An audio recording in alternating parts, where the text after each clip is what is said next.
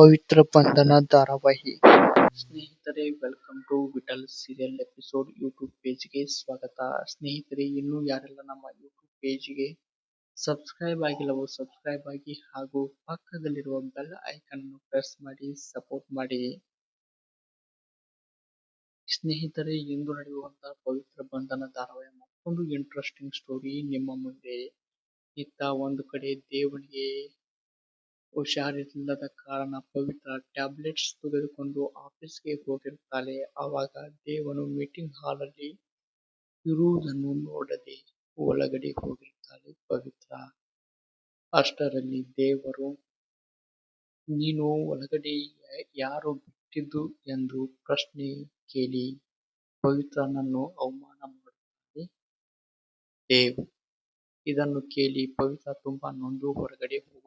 ಇದು ಎಂದು ನಡೆಯುವಂತಹ ಪವಿತ್ರ ಬಂಧನ ಧಾರಾವಾಹಿಯ ಒಂದು ಸಣ್ಣ ಅಪ್ಡೇಟ್. ವಿಡಿಯೋ ಇಷ್ಟವಾದರೆ ಲೈಕ್ ಮಾಡಿ, ಶೇರ್